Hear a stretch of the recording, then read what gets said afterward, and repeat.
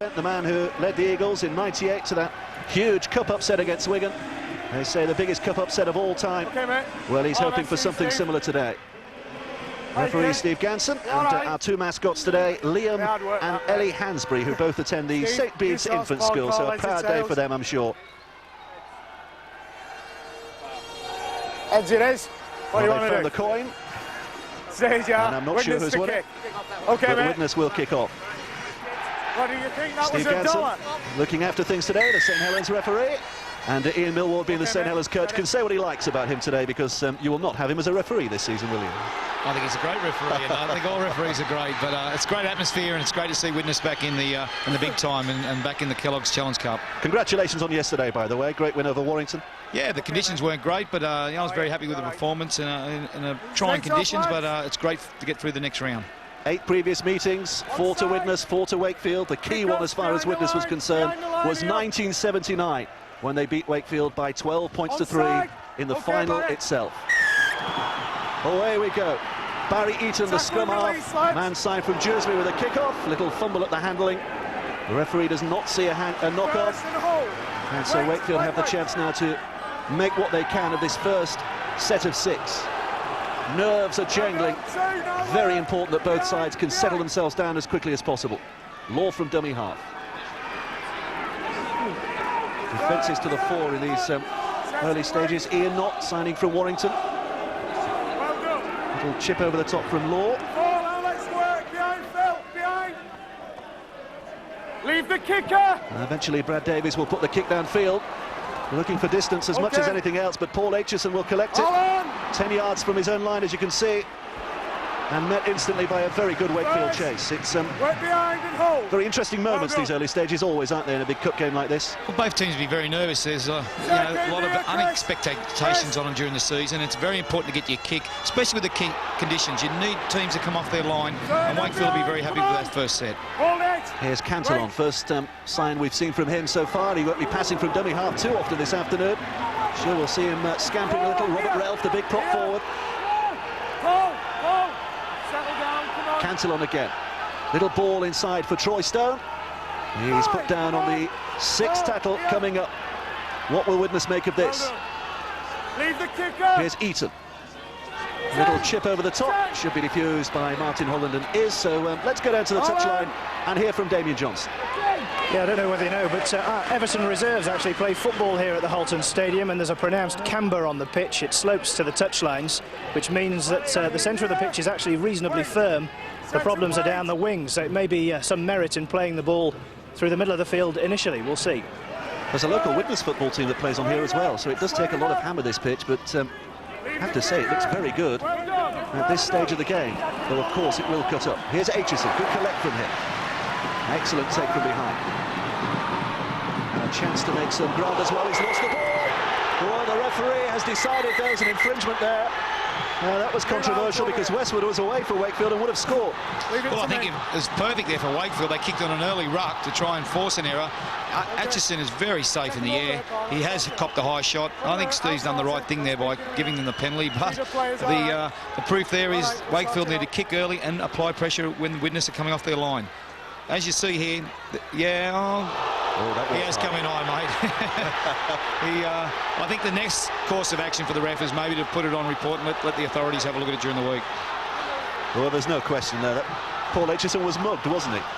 He was, but could you imagine what would have happened to the referee if he hadn't have penalised there? I think they would have been over the fence now, and he is going to put it on report, which is very good refereeing, and let the authorities have a look at it during the week if it should be taken further. Well, they've identified the man.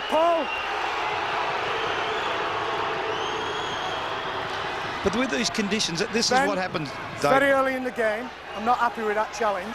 Okay, we're not sure of the exact point of contact, etc. We're going to place the incident on report. I'm going to speak to Widnes in a minute. I don't want no more of it. Okay, I don't want any. Wait, I need you here. Wait, Ben. Ben, captain Steve Carter. I've spoken to the player. I'm not happy with the incident, but we're unsure of point of contact. It's going on report. Penalty to Widnes. Okay, mate. I think it was important we listened to the referee then, and it was very, very pronounced what he did say. He was unhappy with it, but he didn't know the point. The bit worries me is the raising of the elbow. You know, there was no contact with the shoulder. It was a raising of the elbow. And, you know, that's probably the beauty of putting on report, but in hindsight, should he have gone? Well, that's a talking point as always for after this match. You might have heard a few boos and cheers in the background because, of course, the fans here have the benefit of the big screen, so they can see it all over again, the replays that we're watching. This is the latest penalty incident, offside by Wakefield. Wait. And a chance for Widnes to build here. Stowe. Come on, mate. Cantillon will pick up from dummy half again. Here's Aitchison, having fully recovered from that earlier bash to the shin. Cantillon again. Carter.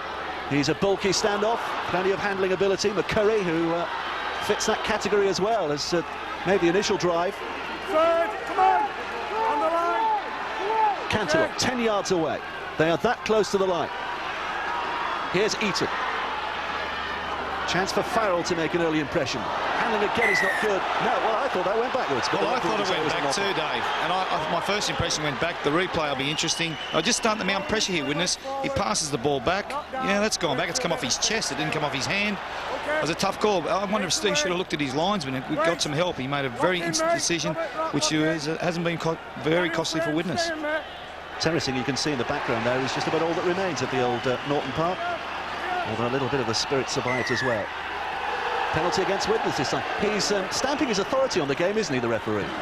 Yeah, it's a characteristic of Steve. He likes early to set the ground rules, but at the moment it's costing both teams field position, and in these conditions you need to create good field position. First real attacking chance that Wakefield have had. This is Sovatabua, Fijian, who has had a spell at Sheffield and Huddersfield. Chance for Broadbent to drive it forward. Big man doing all the work at the moment. Might we see some handling? Here we go. Here's Davis. That short ball out again to Westwood, who's going to get the treatment from the crowd for the rest of the afternoon, I should imagine, and it was he that knocked on. So it'll be scum down for Widnes. Well, they've run a good option play there, Wakefield, but the problem is it's just the controlling. That's the play that caused that incident earlier. And a very good tackle by Barry Eaton, the young halfback, for a Widnes. Well, he's a young lad, isn't he, Ben Westwood? So maybe the occasion just getting to him in these early stages. He's only 20 years of age. Had the experience of going with the under-21s to South Africa last autumn. Signed from Normanton Amateur Club, but just learning the trade, really. Well, I think we've seen that a couple of weeks ago in the Challenge Cup. Leon Price, not uncharacteristic what he did to Kevin Singfield. And, you know, emotions do take a lot in rugby league, and I'm sure Leon's very disappointed with his actions. But, you know, sometimes these happen in the heat of the moment. Here's Cantillon again. Now, this is what he's good at. Scooting from dummy half, and if there's any confusion amongst the defence behind that position, he will take full advantage, so Wakefield have to be sharp. Oh, that's a nice step as well. Oh, it's almost given away. It's picked up in the end. Well, Wrench picked it up, but the referee saw the second knock on. Widnes head and feet. He's given Widnes the head and feet here. He said it's come off a Wakefield player, which will give them another set of 6. It has come off a Wakefield player. And good decision there. And they've looked very enterprising with the ball early, Widnes. They've shown a little bit of a belief to pass it in the conditions, and it's creating some options for them. Here's Eaton. That little ball inside for Demetriou. Another of the Australian signings. Sydney-born, but he's had spells at Rochdale and Lancashire in this country, so he knows the way around the British parks. Frame. Cantillon wants to get on with this quickly. Here's Stowe. Come on. Well done, Jacko. Relf. He's a solid bloke, isn't he, Robert Relf? He's almost as broad as he is tall. Cantillon again. Now Eaton. Farrell. Man signed from Leeds. Well, again, in his anxiety to offload the ball, he's given it away. And that really makes the coaches fret, doesn't it? Well, it makes coaches very unhappy, but it also makes the other players, because they've got to work hard. And both teams haven't completed a set of 6 for quite a while now, and they need to get out a set of 6, because early the kicking game was very strong from both, and creating field position. We're talking, which we keep saying about field position, but it's so important in this wet weather. Broadbent. Not too many tackles have been broken, but an awful lot of ball has been spilled, and has again. Here's Eaton now. Not the greatest game so far. There's been a lot of errors. Frame. There's Carter moving it away. Widnes looking for a bit of width here. Hughes.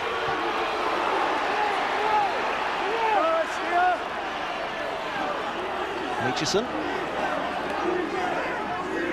And you can see how determined he is to get up quickly and play that ball. The quicker they can play the ball, the quicker their side can resume attack, so they'll be anxious to get up as quickly as possible all the time. Frey. Now they're edging closer here, Widnes. Well, again, the ball was lost. That certainly wasn't played. What was it, Paul? Oh, what does the referee give here? What was it? Knocking. Hey, Oh, Daniel. the penalty's been given for stealing.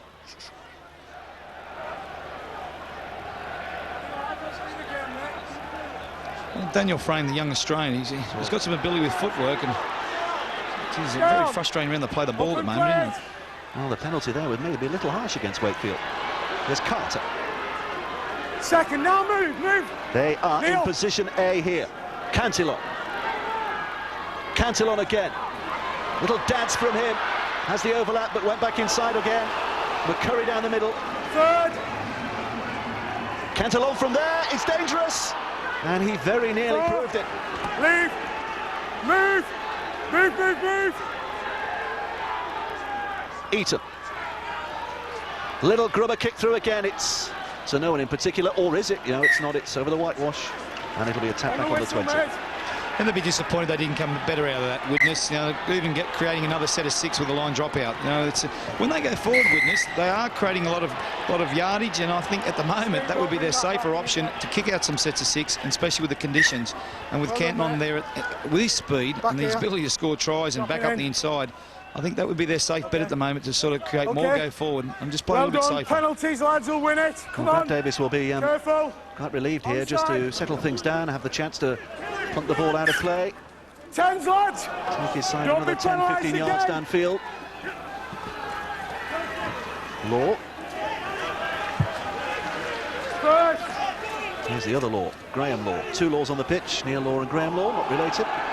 Jackson. I think we've probably noticed people sitting back in their lounge rooms, though. It is still raining here at the moment, and the pitch is holding up very well, but it is still raining. And both have played, of course, in a competitive game this season. Wakefield beat Sheffield in the last round of the Cup 26-6, and Widnes disposed of Swinton 54-0, but this is really their first test of the season, their first real test of the season, so it's hardly surprising that sometimes the handling is not as good as it might be. Holland's done well.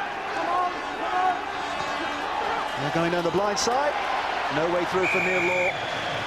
Defence was always favourite there.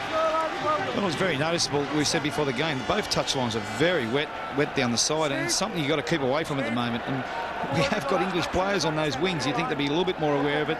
And this is the problem with Wakefield. They need to kick some sets of 6 out and to create some pressure on the Widnes team. And at the moment, they haven't completed a set for a long period of time. Referee just issuing his instructions again. Not locked in, onside.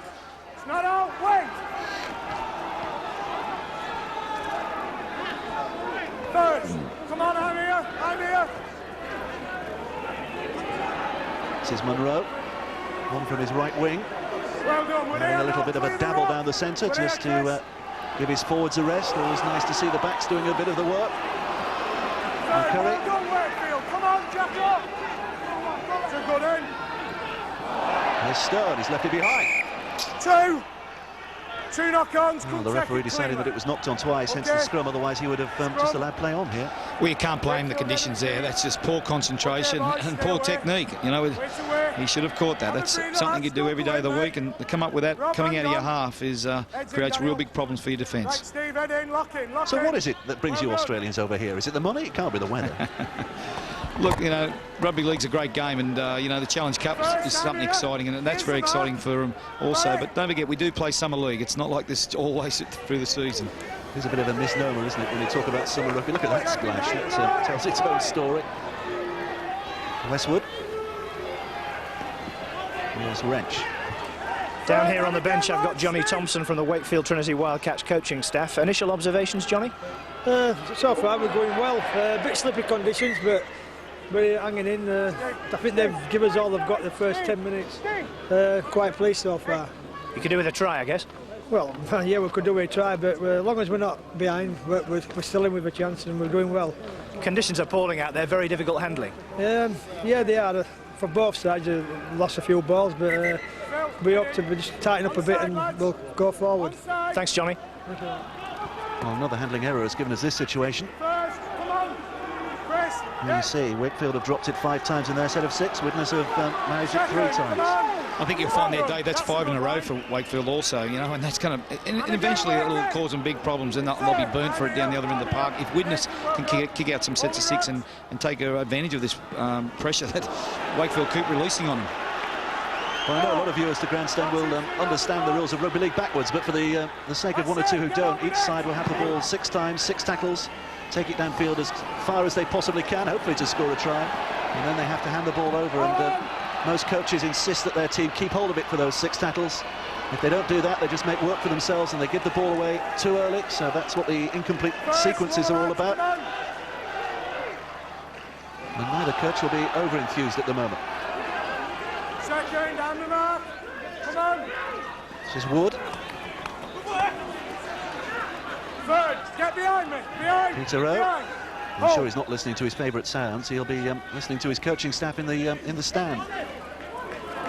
Or maybe he's listening to our commentary for some handy hints. I tell you what, if he listened to his stats bloke at the moment, he'd be pulling his hair out. He'd say, look, just get to your sets of 6 like we were explaining there and apply some pressure. Well, those top 3 tacklers were all Wakefield players, which tells you that Widnes have had the ball more, but it's Wakefield who are threatening for a moment there. Jamie Field is put down. Here's Holland quickly from dummy half. Onto Nathan Wood. High-ish and testing. Sobatabur, the little tap back. Tassel picks it up. It's on the 6th tackle, so they keep it alive here. If they can, they've knocked on, and it'll be a handover. Gee, that's a disappointing rule, that. You know, I think they should play advantage there. So we can see some attack and take advantage of a defence that's very stretched. You know, just stop and then go back and let them play it. I think it goes away from what the game's all about. Well, we've still to see our first score with 14 minutes played, which is perhaps a little surprising. 1 or 2 pundits suggesting this could be a high-scoring game today. It's a big pack that Widnes have got, isn't it, with Anthony Farrell and Steve McCurry playing in the 2nd row. They've both occupied the front row positions in their careers, haven't they?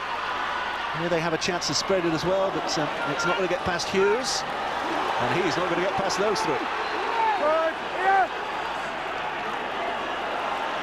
Percival.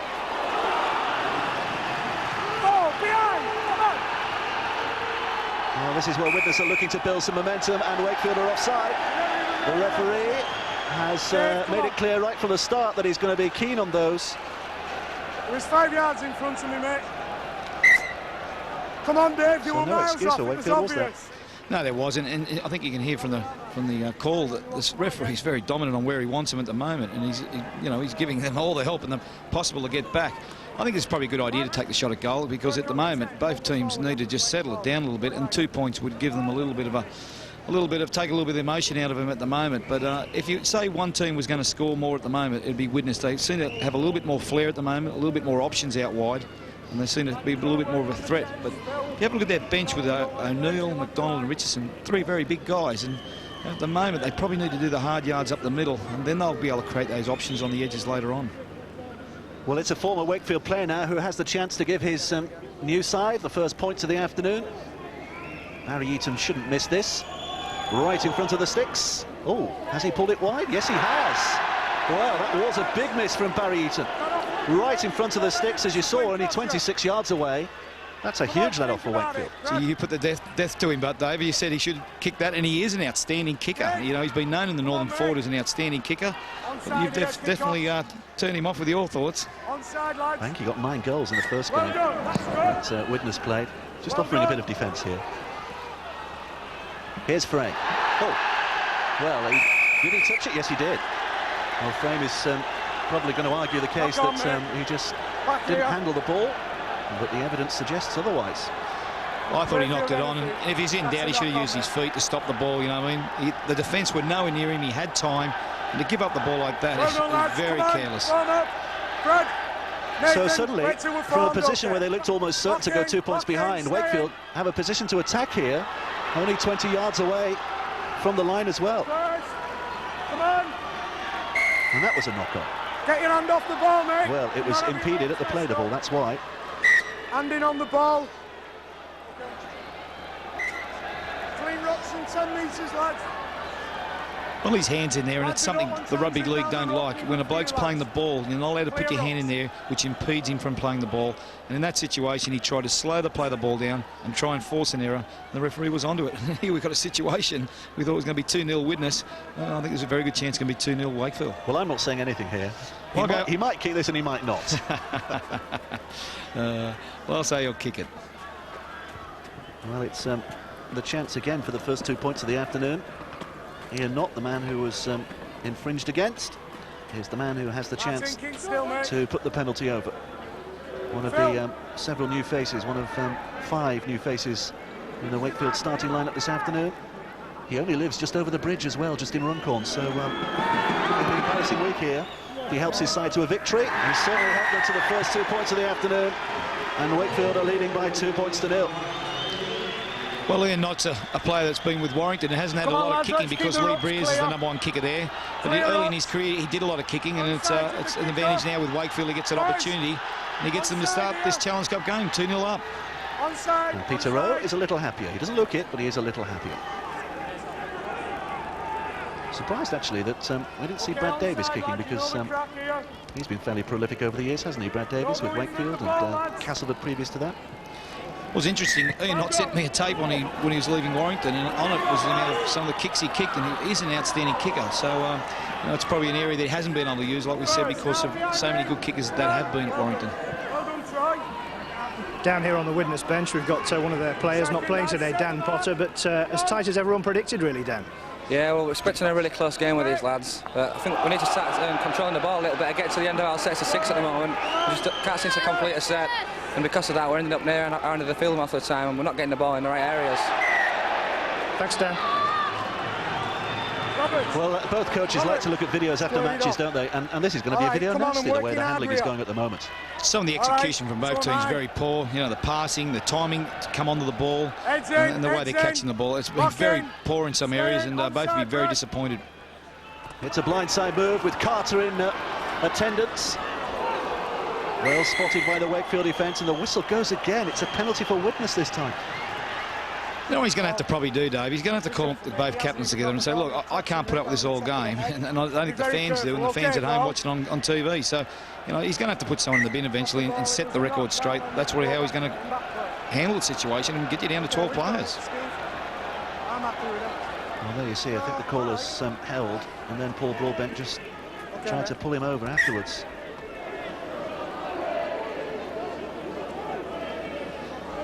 Just about reached the midway point. Come on, lads, discipline. Barry Eaton, having missed a sitter, has the chance to redeem himself with a much more difficult opportunity. So you look at that last drop ball by Wakefield, it had nothing to do with the conditions. You know, I mean, it was just very poor execution skill-wise. You know, I mean, it had nothing to do with the conditions, and that's why both coaches and players out there would be very frustrated. Well, he'll concentrate on this one, certainly. Oh, and he's pulled it wide again. This is dreadful kicking from Barry Eaton. They were both certainly kickable. The first one eminently kickable, and he hasn't landed one yet. And it's the old cliche, isn't it? Cup-side football. Will that be vital at the end of the game? Well, last year in the semi-final, we played Leeds at JJB Stadium, and Eston Harris missed quite a couple near the post, and it proved vital because with 4 minutes to go, we're only 1 point in front, St Helens were, and I'm sure that any other time he would have kicked those goals. Here's Frame. Testing the defence with a surge, but they pass the test adequately. Cantillon. Second here. Good to see him in full flight. Good line. Here's Ralph. Come on, here. Well done. Stone. Widnes again just probing at the moment. Yeah, we saw Barry Eaton miss another very kickable penalty there, and unlike him at all, because he's normally a very reliable kicker. Perhaps he's carrying a little bit of a twinge. He was feeling his thigh just after that poor execution of that kick, and perhaps he's carrying a little bit of an injury. Well, Barry Eaton has just spoken out of place as well, hence the penalty against his side. And the referee. Interesting that the referee should pick that one up. I think Eaton said something he shouldn't have done, and the referee decides to give the penalty to Wakefield. I might have asked him, could he give him another penalty, have another shot at goal, because he's not hitting them sweet. The more he gets, the sweeter he could probably kick them laying down the track. Well, missing a couple of goals is just about forgivable, but speaking out of turn and suddenly putting your side under pressure is unforgivable. Wakefield can come, you come. Here's Law at dummy half. Broadbent will drive it in. Second, come on behind me. No penalties here, come on. Law again. Wood. Sweeping it to Davis. Forward pass. Forward pass. Steve. Okay. Forward. It's almost a game where you feel like sending both teams back into the dressing room to say, come out and try again, lads. Well, in American basketball, you can have time out, and I think both coaches would like time out at the moment. Just sort of, let's have a look at the situation, let's look at the way we should be playing, and let's look at the way that we are playing, and it's not the right way. Stay on, Martin. Onside. Heaton for dummy half. Hughes in the standoff's position. First, Ian Knott. Here's another of the ex-Wakefield players, Adam Hughes. Relf. Met well by David Wrench. Second, here. Hold it, hold it, hold it, hold it. Square it up. It's Cantillon. No foul. And he was half through. Third, come on. Carter. Here's Stowe. Defending was good from Jamie Field on that occasion.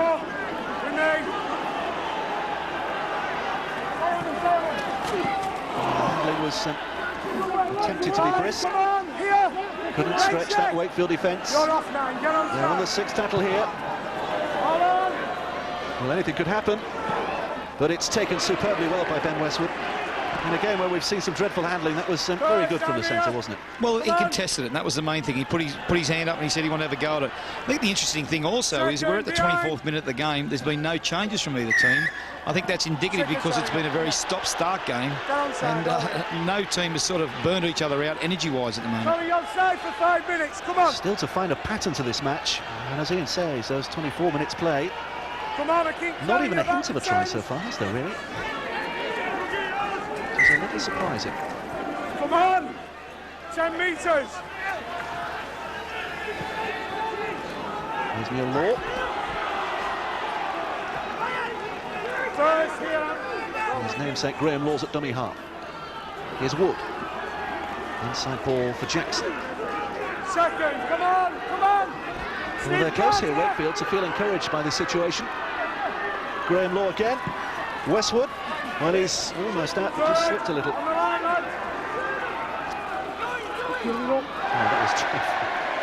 that was an awful pass. Can't really say much more about that, can you? Well, if we had a tape on comedy capers, comedy errors, I think we'll get a few out of this game.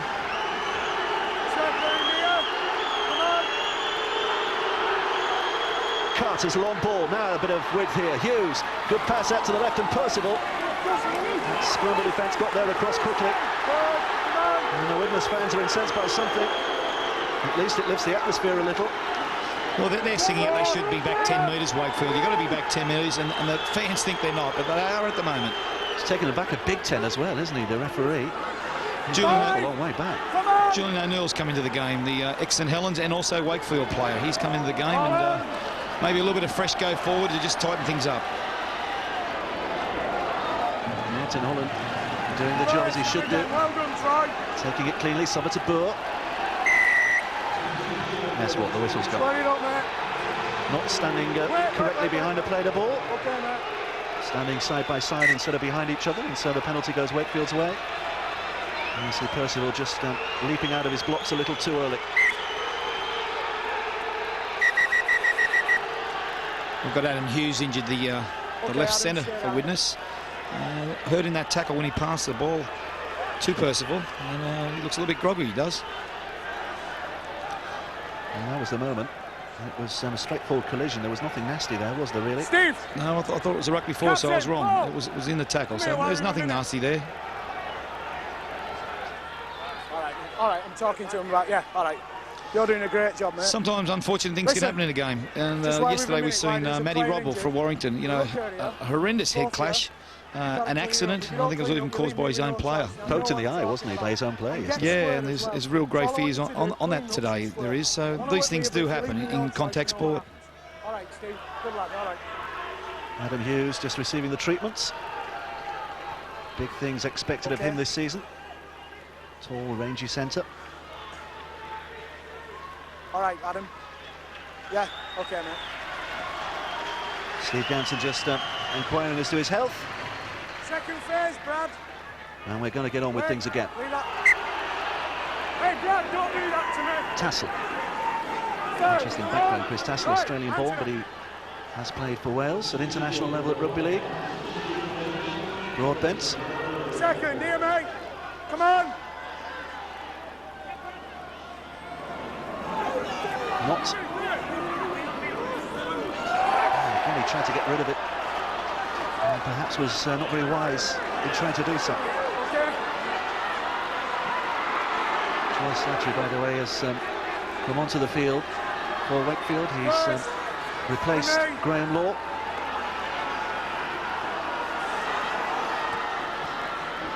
He's Eaton. We could do with a break, couldn't we? Nice clean breaks and swift handling and on the side making some decent yards. But at the moment, those 2 points provided by the boots of Ian Knott. The only difference between these two sides, very, very difficult conditions. And neither side playing anywhere near the best so far. Here's Holland.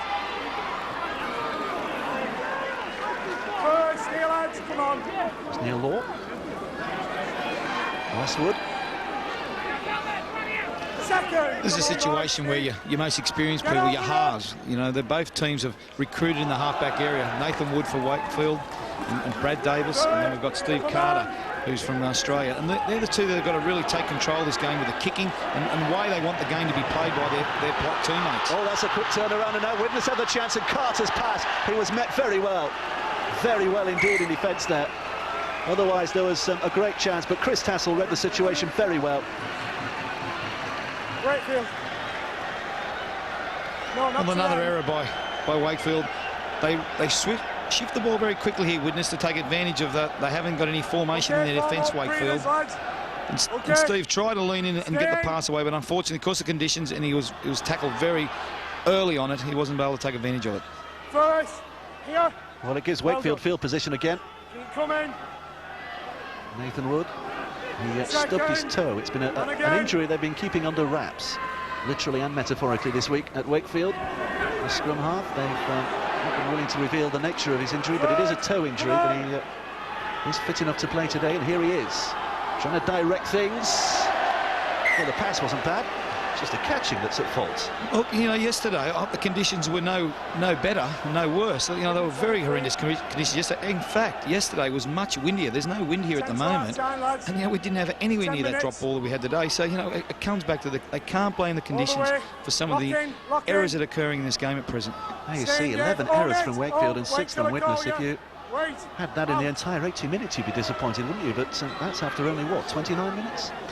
Well, if you multiply, you get 6 times with the ball. You times that by 11 by what Wakefield would have had the ball. It's a lot of tackles you would have made the opposition make. And it's all about putting pressure on the opposition and making them work. And at present, both teams aren't utilising that fact. Julian O'Neill, as Ian mentioned earlier on from the bench, with an early drive. Here's Troy Stowe. Now Cantillon. Now Eaton. Carter. Moving along the line with some degree of confidence at last. Hughes. He's a strong lad. 3 defenders will eventually win the day. It's a nice little dummy and scamper as well from dummy half. Stephen Carter, the man who got an extra 10 yards or so. Cantillon, back down the middle again. Eaton. It's a testing kick again. They'll have to watch this. Oh, it's gone to ground, but it was a foul. It was a high challenge on Martin Holland. I think he was taken off the ground, which is illegal. Collision occurred while Holland was up in the air, which is not allowed to happen, of course. There we go, hence the penalty. You've got to contest the ball. When a player's in the air, you can't tackle him. And it's a 50-50 call there, isn't it? You know what I mean? But then it's poor work from the player coming through. He should have contested the ball, which if the ball had gone back, they may have been able to take advantage with a try. We saw Graham Law just come off a few moments ago, and Wakefield have rejigged things. Brad Davis has gone in at hooker, Ian Knott's at standoff, and Troy Slattery at loose forward. But I guess tactics are all very well. Got to hold on to the ball.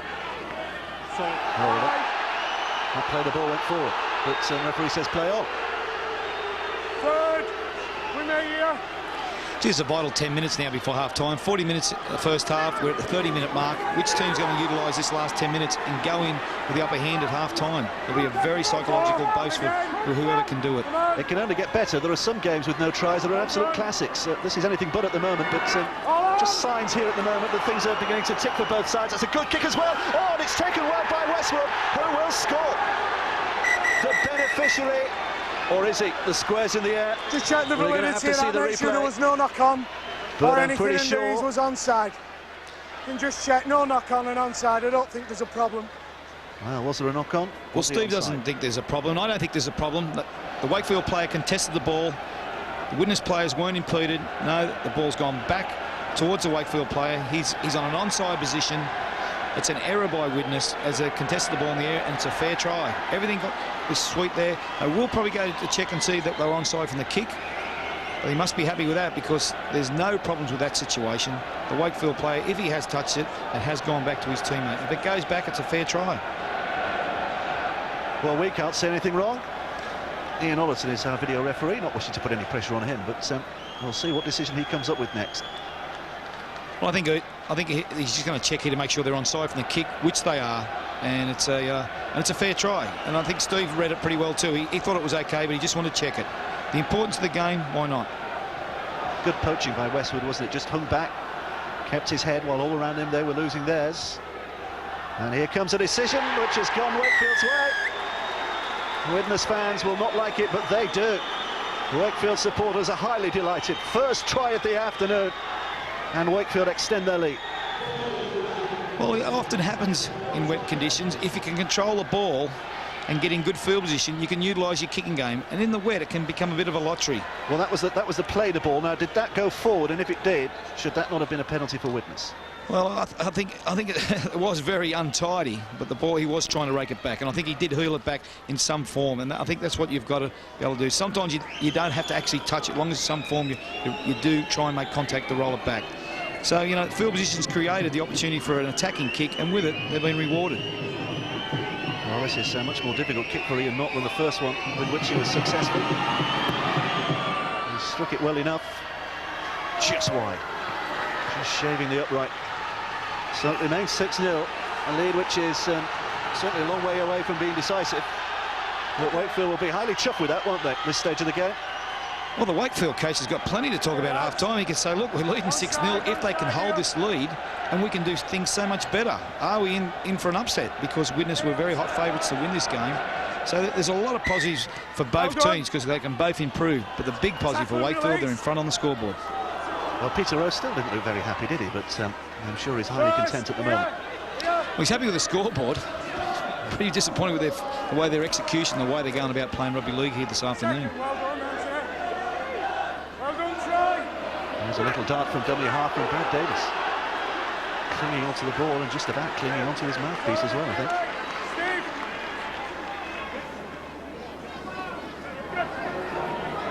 Ian Knott. One of those experienced players that Wakefield have signed to try and bolster their ambitions of remaining in the Super League this season and having a good old stride along the path to Cardiff. Or it's Edinburgh, isn't it? Murrayfield this year, of course. Here's Nathan Wood. Easy take by Percival.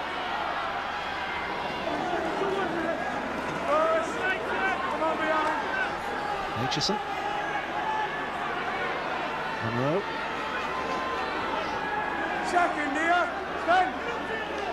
If you look at the amount of opportunities with clean breaks and all team that has shifted its mates, it's been more Widnes. So at the moment you think if anything was going to score a try. I look a little bit shocked at the moment, Widnes, because the scoreboard says that they haven't scored anything, and their opposition is 6 up, and they haven't thrown anything to warrant probably that 6 points. Wakefield, as we see, spend more time inside the Widnes half than vice versa so far. Here's Carter. And he's looking for touch, looking for field position. It'll be a scrum down 10 yards away from the try line. Wakefield's head and ball. But it's not a bad tactic, is it, the way the ball has been dropped so often, to put your opposition deep inside their own half? You've got to make them come off their line. That's vitally important with the conditions, because you can force errors in the wet weather. But I think probably Steve would have probably liked to keep the ball in play there, and hopefully they could have forced an error, because Wakefield at the moment, you know, Both teams don't look that comfortable coming out of their half. Sabatabur. I'm here now. Paul, set. He's taken a bang. Yeah. Set the ball. Remember him being very emotional before and after the '98 Challenge Cup final. Now for Sheffield, it meant so much to him as it did for a lot of those Sheffield players. Now what's going on here? I've told you, play the ball. Wait. Right. It's a first, now wait. Well, he's injured, but he'll just have to get out of the way while play continues. That's the way things are in rugby league. Tassel. Second, come on, Julian. Well done, G. Good lad. Pass for a forward pass, but come on, go. referee was having none of that. Deadman. Four. He's okay now, Wasele Sabatabur. And there's the kick from Davis. 40-20 if it goes. Well, he's looking for a 40-20, just to remind you of that rule. If you kick it from inside your own 40 and it goes out of play beyond the opposition's 20-metre mark, you get the ball at the scrum, the head and feet at the scrum. So well done, Paul. sets up an excellent attacking proposition for you, but not on that occasion. Widnes keeping the ball in play. Behind me, Brad, Chris. What's probably helping Wakefield get a little bit more rhythm in their attack at the moment is Nathan Woods going in at dummy half. He did play in the Australian Rugby League competition last year with the New Zealand Warriors, and he mixed between halfback and hooker. And it seems to be getting a little bit more better cohesion with their kicking game and go forward. Well done. Just signs again, we mentioned before that try, that signs of improvement on the pitch, and signs again that Widnes are finding a little bit more confidence in themselves, but they've reached the sixth tackle. His kick is not a good one. It was good pressure from Nathan Wood from the defence marker there. He put pressure on Carter, which made him rush his kick, and he didn't come up with the kick that he wanted. Westwood. Second, and again, Steve. Come on, Troy. Well done, Anthony, hold it. That's it. Third, now set. Drive. Set the line, clear the rocks. Just be happy to keep hold of the ball for 5 consecutive tackles here. Four. Jackson's done Come well. on. Hold here. Davis. All on. Percival's underneath it. There's no guarantee of anything in this game, but he's taken it well. Oh, that's a good relief as well. Good breaking run from the winger. Widnes-born lad as well, Chris Percival, so he knows how much this cup campaign means to his club. And he's won his side a penalty as well. Good all-round play there. Gee, that's a silly play. You know, they've worked their way down here, got to the end of their set of 6, got a kick in. Not a great kick to apply pressure, but now they've relieved all that pressure in field position with a kick out. Then now, at the end of this set of 6, if they control it, Widnes will be taking their line. Very poor option. We're only looking at just less than 2 minutes, over 2 minutes before half-time. They'll need a try. They'll want one desperately to just lift morale. And Wakefield, in equal abundance, will want to make sure they can keep their opponents nilled before the break. Third and work. Come on, lads. Well done. This is Eaton. Carter's little short ball. On the bus came McCurry. He can motor a bit as well, can Steve McCurry. He's very quick for a forward. Carter from dummy half. Sixth tackle coming up. And Widnes are 10 yards away, that close. Here's Eaton, little kick through again. Aitchison tried to chase it, but it's picked up in the end by Ian Knott. Good handling on the floor from the loose forward. It was, he put his body on the line and he showed very good skills. Gee, there's easy yards there. You know, I mean, both coaches would be disappointed there at time when people ran from dummy half. They've made easy yards. Third, come on, lads. The Inside St Helens, of course, have a date at this venue next week, don't you? At Halton Stadium, first game in the new Super League season. Well, they're saying it's an all-ticket. It should be a great atmosphere and it heralds them back into Super League also. If you don't get there, you can, of course, see it on the BBC, on the Super League show on Sunday morning on BBC Two. Here's Munro. First, on the mark. Clear the road. Get on Doing well, it, Davis and Nathan Wood there. Brad Davis also, an Australian who's been over in this country for a long period of time, former Castlewood player. Both rotating around at dummy half, and they just seem to be getting there a nice, simple, little easy way at the moment, Wakefield, with less problems than they were occurring earlier. Square. Long way away from where they want to be, and only 30 seconds of the half to play. So the skids are put on by Cantillon, but he can't get through. Come on. It's a nice little show from Frey. Here, come on. 6 tackle. Carter, they want to keep this alive. Little jab through by Eaton. Holland and Law between them have it easily covered. Now, what can they do from this? Well, they'll just be happy to keep hold here, because that will be the final act of the first half. Disappointing, certainly in the first half. Wakefield leading by 6 points to 0. That one penalty in the Ben Westwood try. And Eaton has missed 2 penalties for Widnes. That could be a big, big cause for concern for the Widnes coach, Neil Kelly, at half-time. But Wakefield will be the more content of 2 reasonably disappointed sides. Let's go down to the touchline. Our man there is Damien Johnson. Yeah, down here I've got the one of the Wakefield coaches, Shane McNally. Happy with 6-0 at half-time? Yeah, better to be 6 up and 6 down. Yeah, but we can do a lot better. I think we need to complete our sets a lot better, and our first up defence has to improve. Against the run of play, do you think? Not really. I think it's a bit of an arm wrestle. I think it's even Stevens. I think they had the better run early part of the half, and I think we finished a bit better. The theme of the half-time conversation? I think just what I said, you know, a concentration of completing the sets and making sure we make our first up tackles. Thanks, Shane. 6-0 Wakefield at half-time, and mercifully now for both coaches and ourselves, there is time to talk. Dennis Betts, Jonathan Davis, that was pretty awful, wasn't it? Yeah, it was awful. Just didn't finish the set to 6. Turnover possession too frequently, and you know, when it came to the last set, the kicking game was very poor. You know, Widnes have missed 2 kicks at goal, easily kicks at goal, and the standard has been very poor. But Wakefield, you know, they scored that one and only try, and they just snuck in front. If they can hold on to the ball, I think they could be, you know, a lot stronger in the second half. Yeah, well, we've got some stats here to show just how mistake-ridden the first half was. And uncompleted sets of 6, 8 from Widnes, 14 from Wakefield.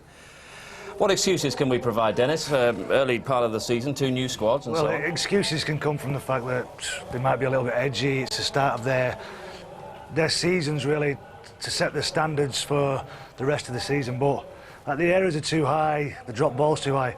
Akeem Millward said that's 14 drop balls is like 14 sets of 6, where you have to defend instead of the opposition having to defend. It takes a lot out of you, and there will be penalties to be paid later on in the game. Yeah.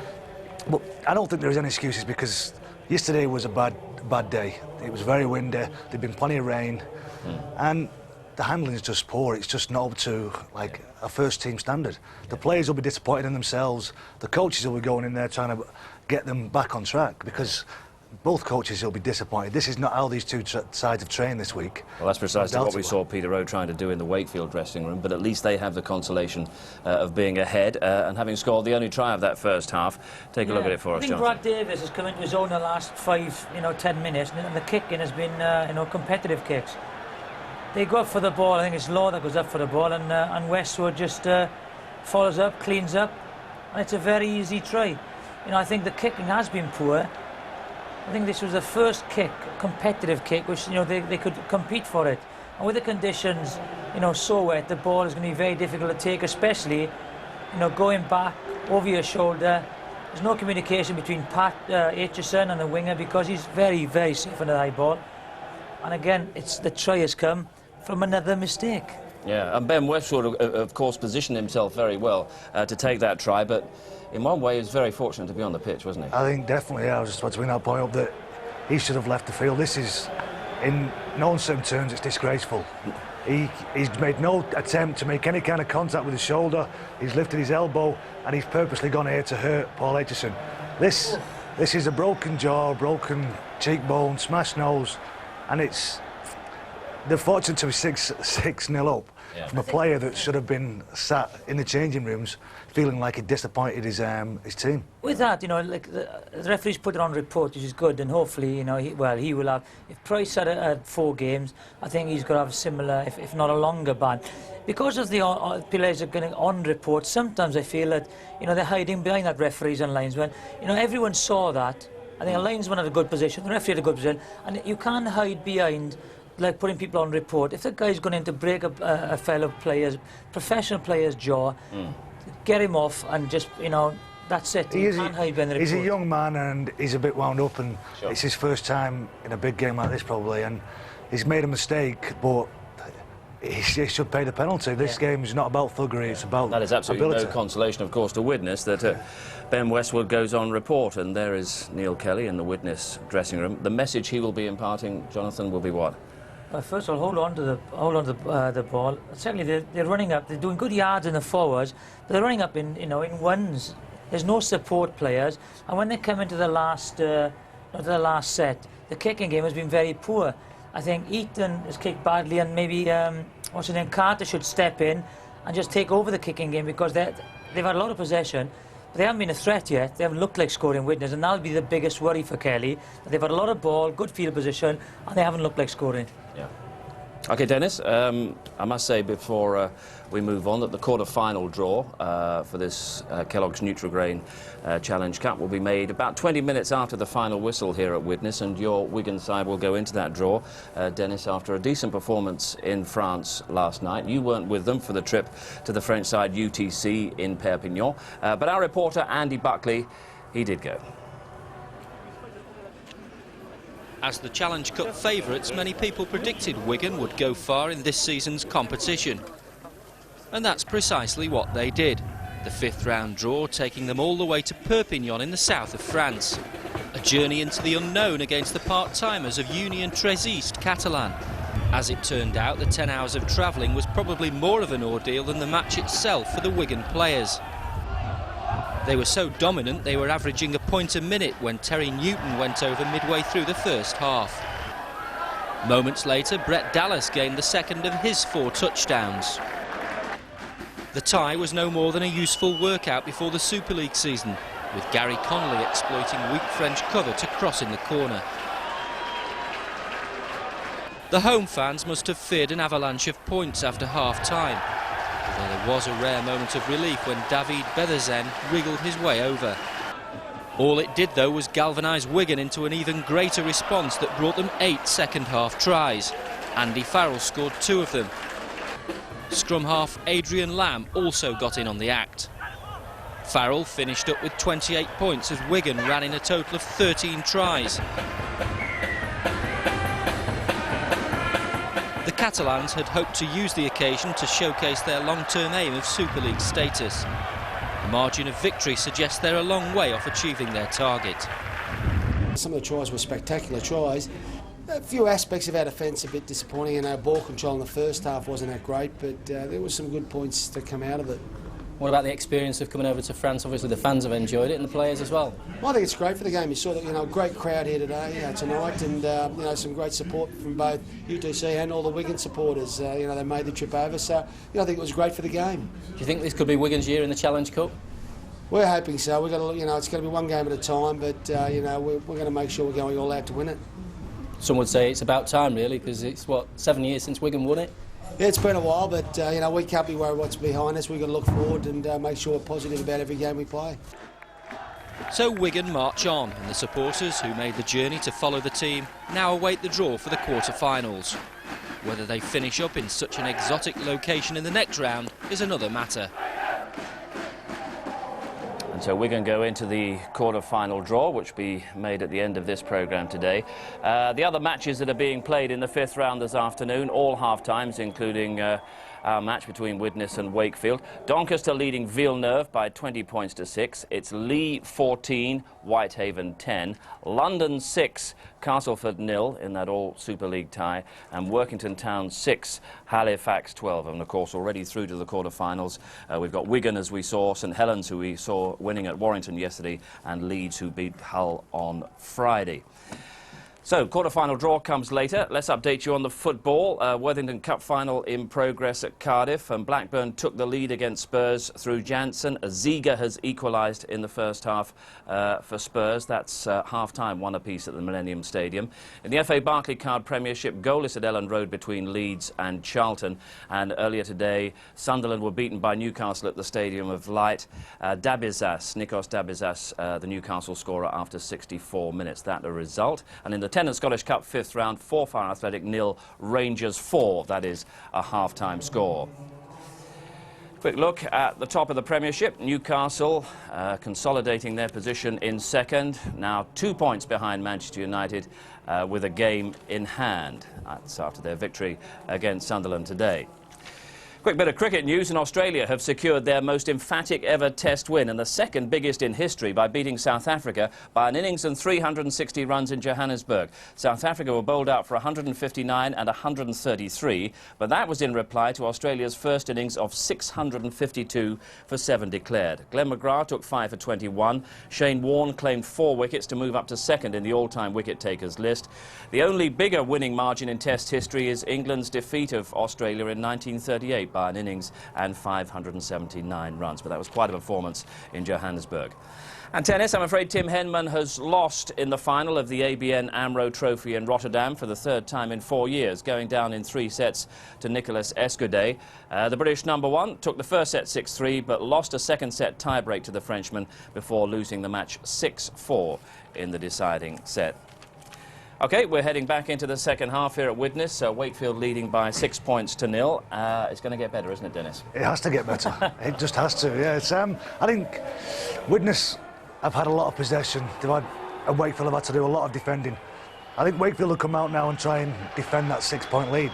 And I can see some tries being scored because of the amount of fuel that's been burnt by the two defences, really, and Wakefield in particular. Defend the lead or build on the lead? What do you think, Jonathan? I think it's important, for Widnes to score first in the second half. But just, getting sets of 6 completed and just being a threat. They've got to support out wide because they haven't cut Wakefield at all. They'd be quite comfortable, and I think the Wakefield coach, Peter O, would just say, if we can complete those sets of 6, get a good kicking game, we can win it. Yeah. OK, it's Widnes 0, Wakefield 6 into the second half of this Challenge Cup 5th round tie. And we're back with Ian Millward and Dave Woods. Oh, it will get better. We're going to have a classic in this second half, aren't we? I think the first half, the video of that will find its way on the top shelves of most video stores. It's pretty horrific, wasn't it? But it has to get better in this second half. They have too many good players on both sides, really, to continue the way they have been playing. And it remains tight and tense. Only 6 points in rugby league, especially in the modern game. That is next to nothing in terms of a lead. So either side can still win this, and both will have the belief that they will still win this. Here's Aitchison. First take for Widnes. They'll, I think, both sides will just be quite content to carry the ball for 6 tackles, won't they, in the early stage of this second half? Well, I think they both need to build pressure by, like I said, carrying the ball and getting to the end of their sets of 6. I think they need a lot better quality kicking game at the bet, so they come off their line, or an attacking kick at the end of it. So look, all facets of the game need to improve. And it's just not a matter of shifting the ball and hoping you're going to make a break. I think they've got to earn the right to make a break by working the ball up the middle and then creating some options out wide. I haven't seen a lot of Cantillon, have we, scampering from dummy half, but I suppose you need to go forward from the forwards, and you need a bit of a firmer pitch as well for him to really make his mark on this. Here's Eaton, little deflection as well, the chance maybe for Monroe or Demetriou, closing in quickly, but snuggled up easily enough by Ben Westwood. Well, it's not a good start by Eaton. Probably the last thing his coach said, I mean, we need a more clinical kicking game off you and where you put the ball, and then straight away it was a poor kick. But nearly got something out of it, which would have been unfortunate for Wakefield, but it was fairly poor there. Cantillon, he's one player that shows speed around the rucks and shows a little bit of ability to break the Wakefield line. I think it's an area that they need to keep working on with him, because he is a player who can score tries and create because of his speed. Davis from dummy half, now Broadbent. He knows no other way other than to go forward. Paul Broadbent, tackle on the halfway line. Little grubber kick from Wrench, which is not a bad little effort. Rolls out of play, but at least it puts Widnes deep inside their own half from where they will have to start with possession. The ability of a player at dummy half who can kick a ball, is very important. And even though that wasn't kicked by the dummy half, then Nathan Wood, he can kick from dummy half, and also can Brad Davis. And maybe something that could be used when they get into field position down a short side.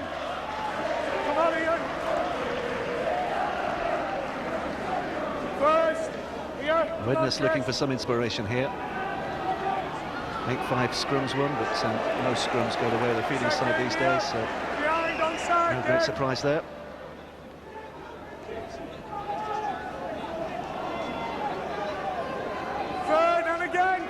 Don't forget, later on we'll be hearing the cup draw here as well, live on Grandstand for the final 8. Leeds, Wigan and St Helens have already booked their places. in those quarter-finals. Which of these two and which of the others will be joining them? Yeah, here's Cantillon. Nice little break as well. McCurry was in support. He wasn't put down properly, so he can continue playing legitimately. Here's Carter, inside ball to no one. Well, no one other than David Wrench. Gee, that's a disappointing way to finish something that started very enterprising and gave them a lot of hope. You know, and once again the 9, young Camblin. You know, he's got some speed and his pass here was very good. The support play was good, but then to come up an option there, gee, it let Wakefield off the hook. And that's probably been the story of Widnes at the moment. Any half chances they've got, they haven't taken them, and they've come up with a poor execution at the back end. It was going to be tight, and that's exactly what it is at the moment. Here's Ian Knott.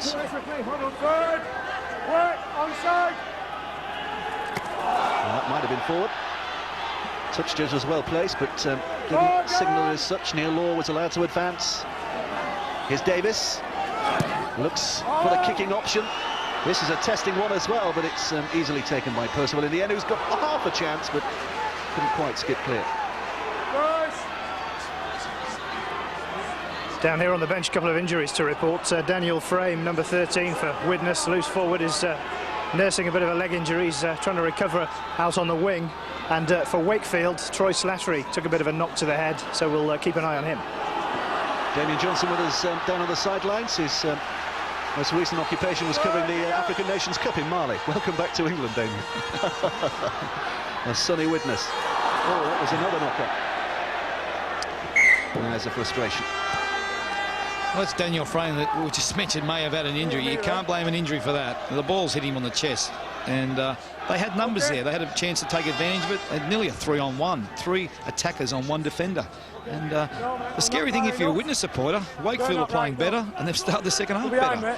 So are the favourites in this game going to be knocked out? Well, there's a vision from rugby league of yesteryear, isn't it? 2 packs in a cloud of steam with the rain drizzling all around them. As we were mentioning in the first half, it is supposed to be a summer sport these days, but this is how it used to be. Percy, good work, mate. You beat them one time, mate. The wind's nowhere near like yesterday. Actually, the wind's not even probably noticeable at the moment. It is still raining, which is a problem with the passing and also when you're in the tackle. But you know, the amount of errors is just too many. I'm not bothered about that now. Come on, lock in, stay in, Daniel. Brad Davis will feed. There's Westwood. Score of the only try so far. There will be some Widnes fans who feel he might not really still be on the pitch for that earlier infringement on Paul Aitchison. That's a subject for conjecture afterwards, I'm sure. Slattery. Well, it's steady stuff at the moment from Wakefield. Here's Nathan Wood. It is noticeable they're much more fluent in attack with Nathan Wood at dummy half, and since he's moved there in the back half, the last 20 minutes, the first half, they've been a lot better. Davis's little jab kick into the in-goal area, but it's hits one of the firm spots on the ground and will bounce away quite innocuously in the end. The attack back on the 20, not sure that the chasers were actually onside there anyway, but that's all academic. Here's Cantillon. Troy Stone finding himself in a forest of defenders. O'Neill, nice little offload, and it gives Widnes the chance to try and produce a little width here. Demetrio was collared, almost literally. Third, come on lads, work. Well done. Carter from dummy half, a little scrappy, he was reaching for that, but it's well recovered by Barry Eaton. 4, here. Boys, come on, well done, Jacko. Frame. 5, here. Come on. Paul might have come free as well, but give them the benefit of the doubt. It's the 6th tackle coming up. Carter's kick through. Well, how dangerous is this? It shouldn't be too dangerous, and indeed isn't. Just rolls out of play. Martin Holland, I'm happy to concede that, and gets his side attack back on the 20. It's a fine line, rugby league. It's a game of inches, isn't it? You know, and when he kicked that, I thought, gee, he's going to hold him in the in-goal area, which they would have got a line drop out. Wakefield would have to kick it out, and Widnes received the ball again. But as to be, it was inches, and Wakefield now can safely take it out and work their way to a kick and apply pressure to Widnes.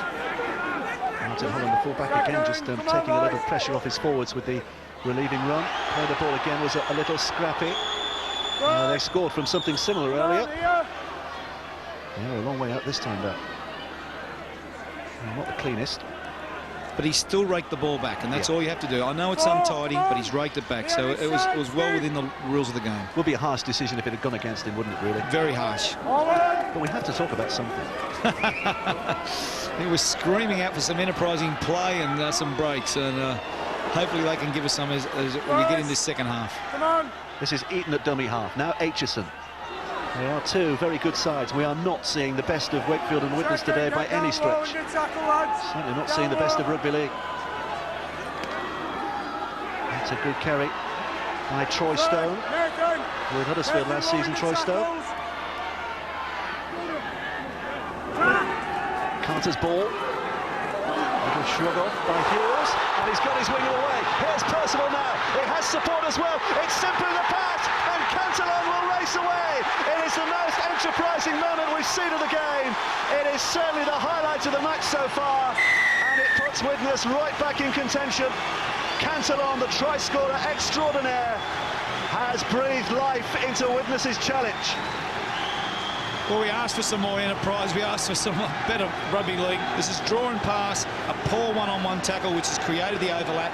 The winger's done well here. He's took the fullback on. Who's that man inside? The man that scores all the tries, Cantillon. And his speed gets him to the line. His support on the inside was very good. Every good hooker should support from the inside after he's worked from dummy half. That one-on-one miss has caused real disruption to the Wakefield line. They've done well here. You were half expecting the way the game's gone that someone would come up with a drop ball after they made that break. And this is probably what they needed, Widnes, to get in a little bit of rhythm. But down that short side, there was some good movement by Carter also, their dominant number 6. Well, they've changed the kickers as well here, Widnes. Hardly surprising because Barry Eaton missed a couple of really easy shots at goal in the first half. So Adam Hughes takes over responsibility and water responsibility. This to level the scores. Has he got it? No, he hasn't. Just wide of the sticks again. The goal kicking is really letting Widnes down today. Well, I think that's disappointing if Eaton has given the ball to someone else to kick. Hopefully he's given it because he did have a little bit of a leg injury there earlier. As we see here, Eaton to Carter, the halves working together. Carter's done very well, but that one-on-one tackle there by Chris Tassel, very, very disappointing. A one-on-one miss has created the opportunity. Like I said, the 9, he's quick and he supports the ball carrier very well. I have to say, well played the referee there as well, because he was right in line with that final pass, wasn't he, to judge it as a legitimate pass. I was just about to say, Dave, before that they made that break, maybe they need a Jonathan Davies at the moment, someone with a little bit of fleet foot, and he's got a kicking game at the moment. But the crowd's revved up, and hopefully Widnes will rev up and create the atmosphere in the game that we needed, because the quality hasn't been there so far. Ryan McDonald is on. He's lost a bit of pace, though, these days, Jonathan Davies, you know. He's not as quick as he used to be. In fact, I don't think he was ever as quick as he ever was anyway. 10 minutes of the second half play. Suddenly we've got a game on our hands here. And the crowd is sensing that now. Good driving run by Farrell. Come on. Cantillon. McDonald. You can tell him by his red hair and his clean shirt. Just on from the bench. Troy Stone is the man he's replaced. A little bit of a skewy kick there from Steve Carter, but one touch on the bounce, which is just about the best you can say about it, really. Well done. I think we're talking about both their kicking game at half-time, both teams, and that's another poor kick. They've worked their way all the way to the 40-metre mark. Farrell's done very well coming on the inside and then getting an unload. And they've really got them 6s and 7s there, Wakefield. And they needed a good executed kick to make them come off their line. They've relieved the pressure. Poor kick. Steve Carter, he'd be disappointed with that.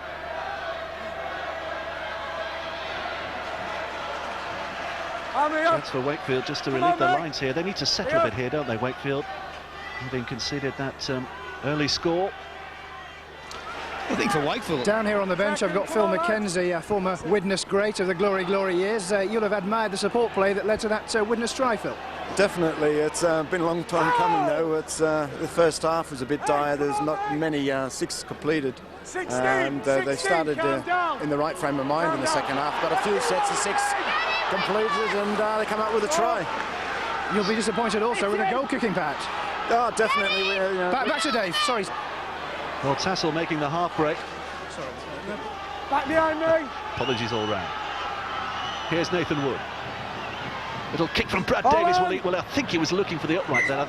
It's a tactic, isn't it, that the modern-day kickers use. They try and hit the uprights, and it just causes confusion in defence. He drilled that in hard, but he didn't quite hit the target.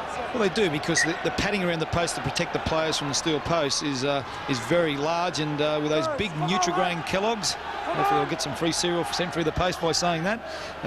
It's a great target to aim for. There's MacDonald, who is getting muddier by the minute. Cantillon. Do that again, I'll do you. Come on. O'Neill. There you go. Nearly 20 more tackles made by Wakefield than Widnes, which perhaps is an indication of the amount of possession lost by Wakefield, although Widnes have scored it quite a few times as well, haven't they? Every time Farrell gets the ball, the ex-Leeds player playing for Widnes, causing some problems with his footwork and his ability to unload the ball. Oh, and there's a bit of problems with the handling ability this time from Adam Hughes. And Summer Tabor has done well, because not only having picked up the ball, he's squeezed away from a couple of defenders. And he might get past more here, had it not been for Barry Eaton.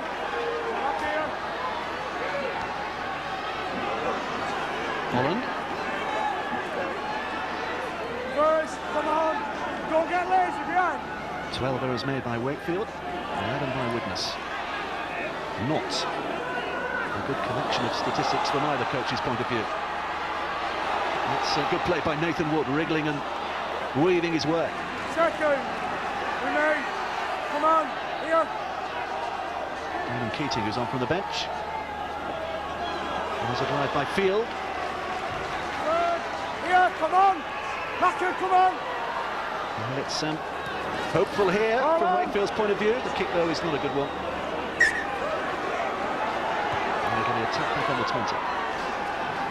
Some of these last couple of kicks have been as subtle as an elephant, haven't they? You know what I mean? They're a bit too long. They need to keep the ball in play. And one of the favourites here at Widnes has come on, Stuart Spruce. Yeah, his return to the old Norton Park, Halton Stadium as it is. He started his career here a long time ago. Played in the 1993 Cup final, the last time Widnes were in the final. And Peter Rowe has decided to leave his position in the stands, the Wakefield coach, to come back down to the sidelines to direct affairs. Demetria with a half break. Here's Munro. Little pick up and pass from him.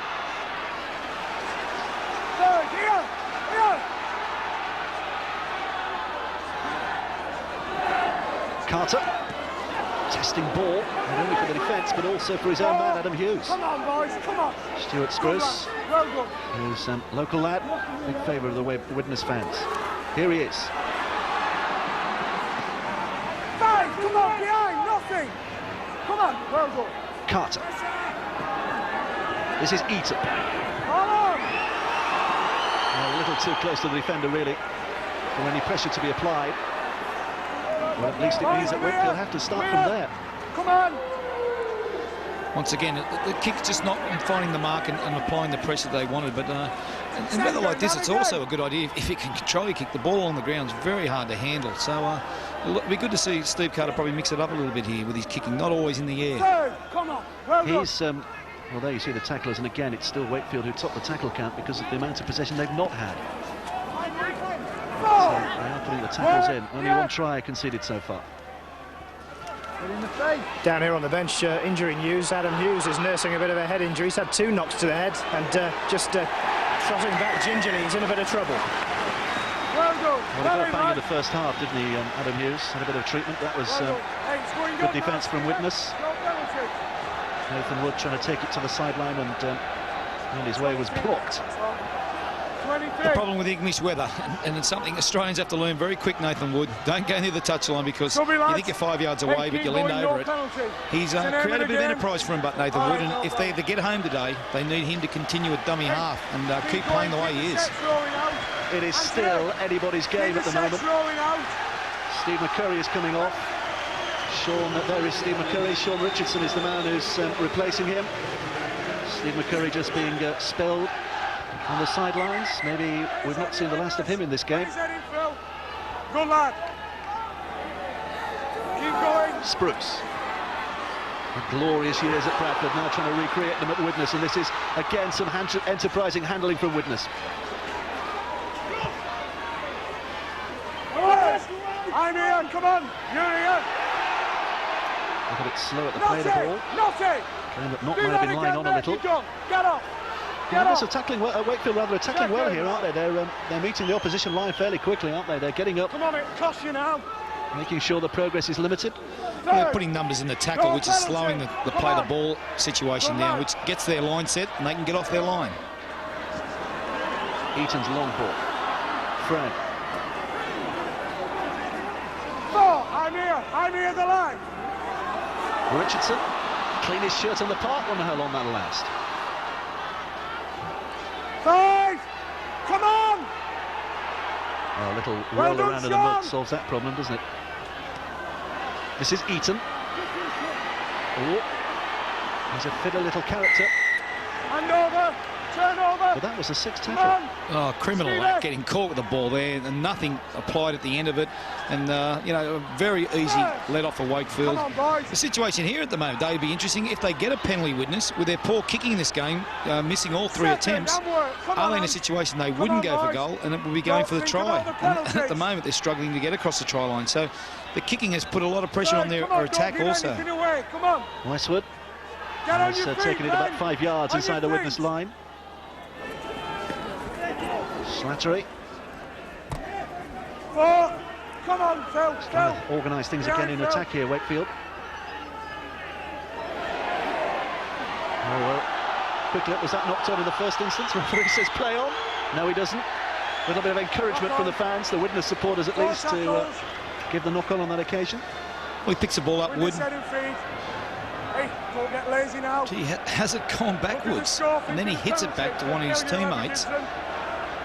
Which one has he ruled? Has he ruled Wood, the first one, or was it the second one? And did they knock it on either one? So, might be a vital breakthrough here for Widnes.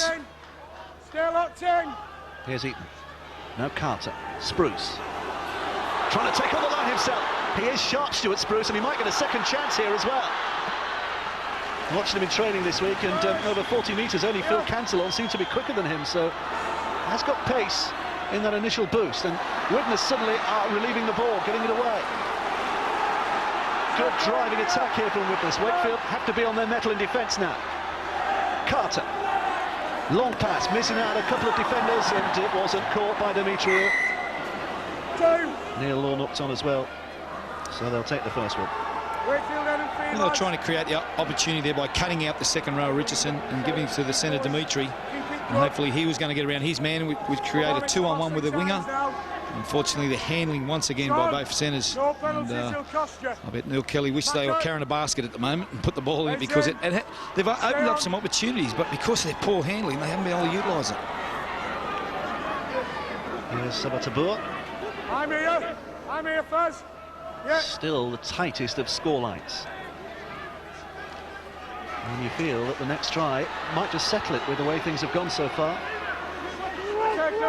Julian, well done. That is, if we are to have an next try. Feather. Third. Come on, Baz. Still Wakefield having made many more tackles than Widnes, but Widnes are catching up a bit here. 4. Here. Come on. Sean! Careful, mate. Feather again.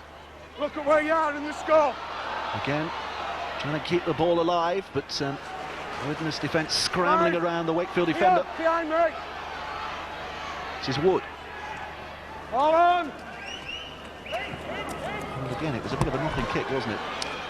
Well, he's kicked it to him, but I think his first plan of attack was just get it down that other end of the field. But he's chased up and he's worked very hard and come up with the first tackle and nearly involved with the second one there. He's worked very hard, Nathan Wood. Behind. Good lads. There's Richardson. How? Okay, Sean. Cantillon's the dummy half. Howell can take it no further than that. Behind. It's a real slog at the moment. Real hard graft on a heavy pitch. Dimitri with a half break. Can he get it away? Yes, he can, but not to the hands of Damien Munro. Had he been able to, that could have been a thrilling moment. As it was, it's another scrum down. Well, they've threatened a few times here with Carter putting the ball across people or behind people. Dimitri's looked sharp, and he looks like he's about to half create opportunities. But that final pass or the drop ball has taken away any opportunity they've had. Dimitri now on the winger, so that means his winger's clear in space, but unfortunately can't deliver the pass. Good job, Alex, into you first time, innit? Just be careful, Cot. I'll let you go over there because I didn't think there was much in it. It's a hard life being a front row forward in rugby league, isn't it? Especially on a day like today. Look at the field. I'll tell you what it also does, Dave. It doesn't improve your looks. It's in the contact sport. If you want to end up with good looks, don't play in the front row. Come on, let's That's Westwood, who's grafted hard throughout the afternoon. Here's his short ball. Slattery carries it about 12 yards or so. Here's the latest substitution. Gareth Ellis coming on. Johnny Field, the man who's gone off. Third, don't give anything away here. On your feet. Savatabur can find no way through. Oh, don't let me have put a whistle here. There are 17 minutes left for this game to be decided. Hands up as well, hands up. Get on with it, Daniel. Driven in by Jackson. 5, last one, nothing. This is the 6th tackle. So what will we see here? Eaton's little kick through, but an easy take in the end. Rather, Nathan Wood's little kick through, and Percival with a nice easy take in the end. Not a great kick, but at least they got him down this end of the park, and I think that's the bonus for the Wakefield coach. If you have a look at the second half, the majority of the game's been played in Widnes half. And even when Widnes scored their try, they had to make it from the halfway. So field position, Wakefield are dominating this second half. This is Richardson, providing a bit of impact since his arrival from the substitutes bench. And he's got himself hurt as well. He might have just twisted himself as he was taking that ball into the tackle. He might have got a bang to the head, actually. 5, come on, don't give anything. Eaton's kick.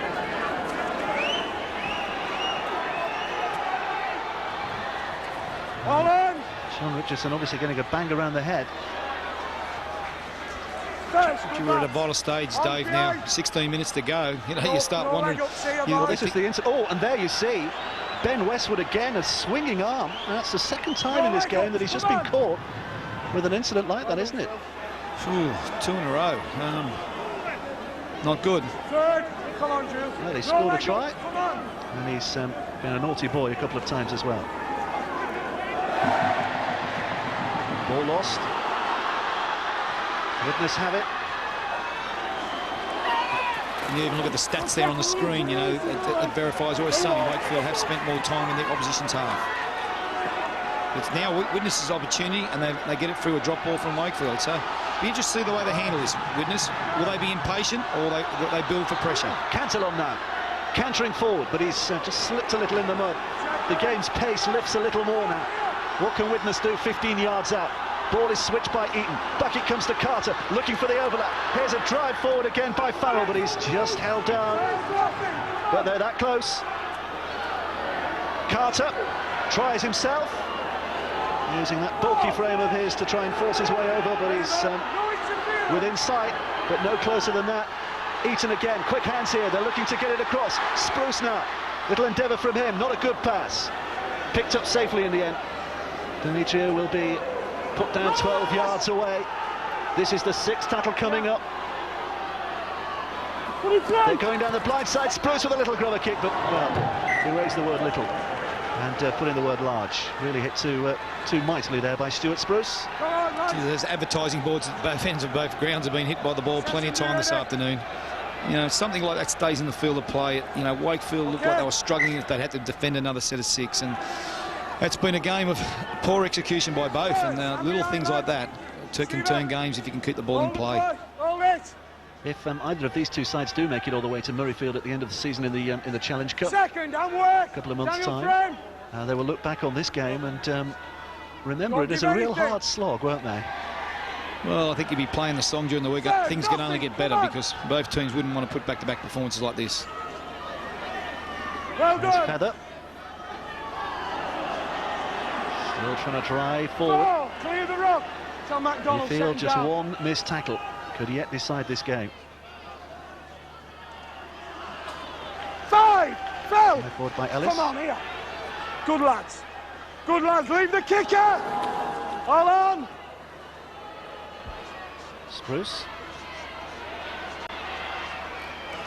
First, behind!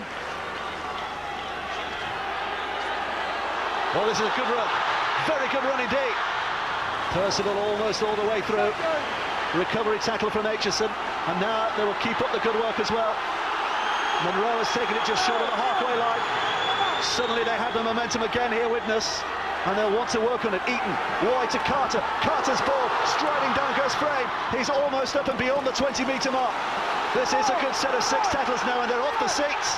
The Widnes fans, they said something here. Here's Eaton again.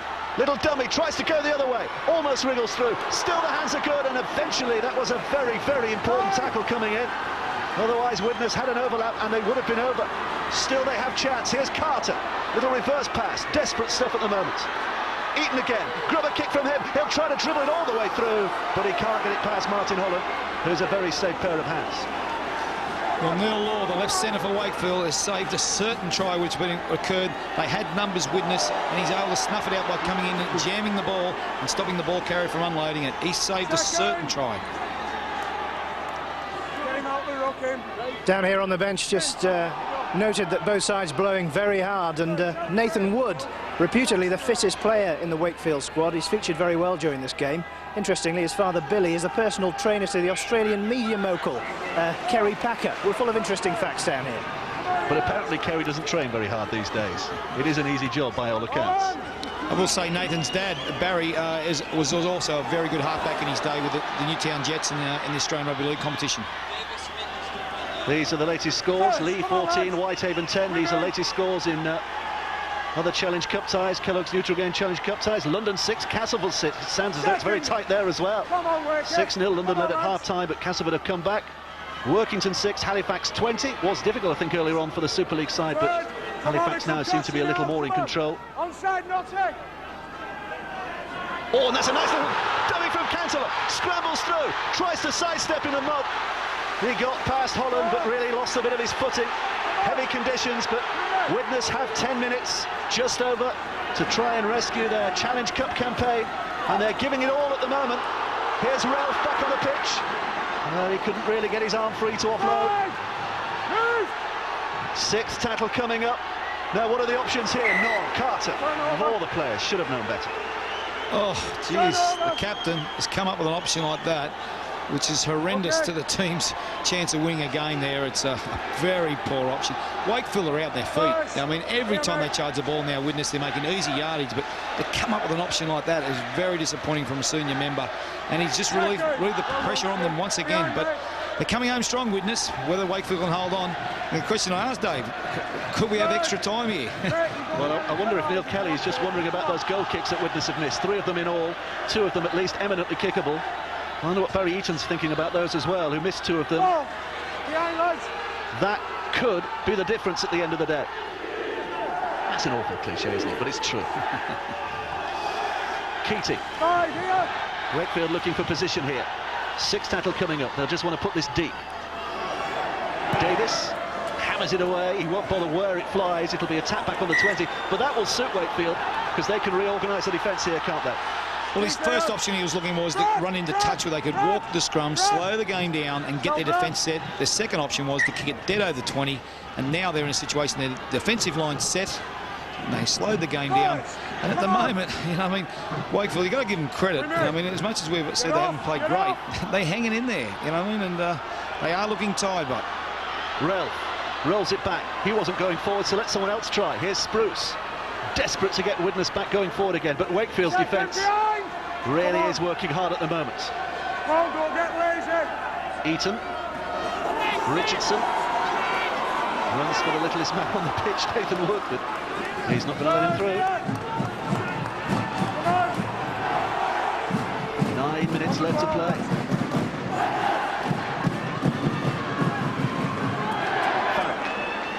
Brushes off the attempted tackle from Davis, can take it forward another 5 yards or so. Cantillon, options right and left, goes left. Here's Frey, the loose forward, wants to offload, can't do so. Suddenly, the cut-eye element comes more and more to the fore. Neither side can lose this game. There's a testing high kick, or it could be anybody's, but it's taken well in the end. Superbly well by Neil Law. Well, it was a kick that created pressure, and there was a good chase. Neil Law's the one who saved a try a minute ago with his tackle, and he's come up with that. I don't think it was the most smoothest catch, but all he had to do was catch it, and he saved the day again for him. Martin Holland has made a bit of a break as well. There's Chris Tassel. Come on! Shane! Summer to ball. Still going. The Wakefield try now would kill the contest. Broadbent. Come on! Yes! Don't forget, extra time is an option here as well today. There's no replay. If it is all square at the end of the 80, there will be extra time. Here's a high kick from Brad Davis. Stuart Spruce has been under more pressure than that in his career. Took it very well.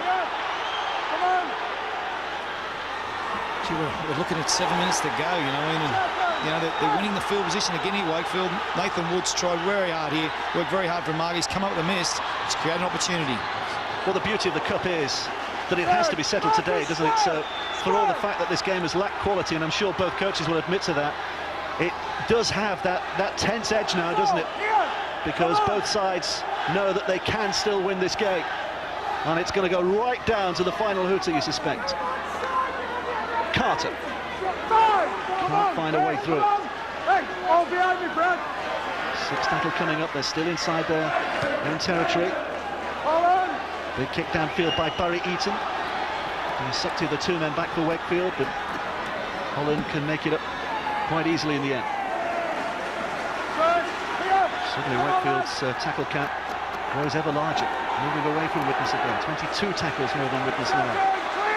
And they'll have a lot more to make in these final 6 minutes if they're going to hang on to what would be a slight surprise in this round of the Challenge Cup. Come on, mate. Well done, Sean. Broadbent. 4. Come on. Come on. Here's Davis. He's kicked out on the fourth tackle to create field position. The chase is very good also. Well, that's where they want them, isn't it? Wakefield very happy to keep them down there. There's our Kellogg's neutral grade man of the match, Brad Davis. Not for the first time a man called Davis is man of the match at this ground, but he doesn't wear Widnes colours on this occasion. Is he going to be part of a winning team? That's the question. It was a very smart option, kicking on an early ruck there to make sure they brought Widnes off their line. McDonald trying to wrestle his way through. Again, they're just happy to slow things down, the Wakefield defenders. I'm joined by one of the Widnes squad, Blakey Canavo. Blakey, you're building up a bit of a head of steam, but it's going to be a tense finish. Yeah, we're just not finishing off at the moment. The boys are trying, but we're just losing that last ball like we're just shown. Thanks a lot, Blakey.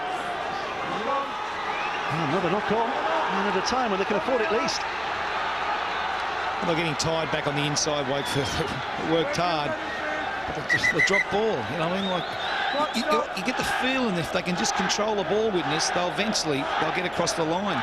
And the big problem now is their hooker, Phil Cantlon, is limping at that scrum base here. If they lose him, it takes away one of their real attacking forces. But time's ticking away from Widnes at the moment, and Wakefield at the moment, all they'd be worried about now is completing sets of 6, keeping it very safe as possible and getting a kick, and they'd be looking at running in the touch now to slow the play down. There's not. Curry, who's back on with a tackle. Wakefield will move through this set of 6 as slowly as they possibly can now to eat away at those seconds which are ticking against Widnes. Well, the average set of 6 in a game you control the ball for is about 45 seconds to maybe a minute the most, and we're only looking 4 minutes on the clock. Wakefield have only got to hold them out for at least 2 or 3 sets at the most. Here's a drive forward from Ellis. If they score, that will put the issue beyond any doubt, and they're very close to doing that at the moment. Here's Davis again. Oh, a little step off the left foot and then the right, but the defence quickly recovered. Yard away. One tackle to come. Back to Nathan Wood. Sweeps it long. It's a drive and it's a score. And Ian Knott has surely taken his side into the last 8 of the Challenge Cup. Widnes was stretched. Wakefield plunged over. And they lead by a decisive margin now. Well, there can't be any qualms from Widnes. The best teams won the game. And they've taken their opportunities here. They've got up the other end of the park. By a astute kicking game by Wood and Davis. He's passed the ball out. And he's just shown the ball. The defence has held off. It's last tackle. And he scored a simple try. Once again, a wide ball by Wood. You know, no one's attacking the ball player. There's no desperation there by Widnes. And they've been burnt very badly. And the Wakefield team, it's been got around the park by Brad Davis and Nathan Wood very well. Has won the field position in the second half, and through that, being on the line, has been able to take the opportunity of poor defence. Well, the Widnes club knew how hard it was going to be, now that they're back in the big time, to actually match the rest of those around them. And today they've learnt just how hard. Wakefield Trinity, who weren't the strongest in Super League last season, but have been the strongest today, are marching through to the last 8. This is still an important kick here, because if he misses, Widnes still do have a glimmer of hope, because the gap at the moment is only 6 points, and 1 try and 1 goal would level things up. So this is still a very key moment. Ian Knott, has he found it? Yes, he has. If his try didn't do it, his goal certainly has, and now they can rejoice without any qualification. Yes, it was an important kick, you know, and they have kicked well at their goals, and you look at the 3 misses Widnes had, 3 that you would have thought they would have kicked. And at the end of the day, they've got nothing to complain about. Widnes, the better team, has won, and that's Wakefield. It is a slight consolation to Barry Eaton. The scoreline now is much greater than those goal kicks could have made up, so perhaps the responsibility won't weigh too heavily on him.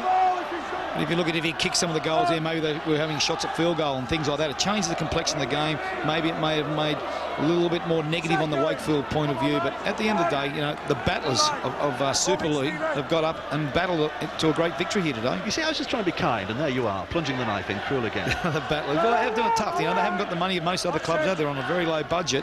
Hasn't been a great game, but through desperation, they've hung on, Wakefield. Well, Neil Kelly will be a very disappointed man. I'm sure he's got an awful lot to look forward to this season. His Widnes side back in the Super League. Up on your feet as well. But they are out of the Challenge Cup now. Over here, scrum. Get in, come on. Straight in. Well, form up. Using Ian Millward's equation of about 45 seconds for a set of 6, I think we're about to see the last set of 6 here, aren't we? Yep, this is it. You know, and they're going to kick and try, and, you know, the winger's back, you know, I mean, all he's got to do is dive on the ball now. He can lay on it all day if he wants to. You know, it's, or he could go the length of the field. He's beaten 1, but couldn't get past his second. Boys, come on, mate.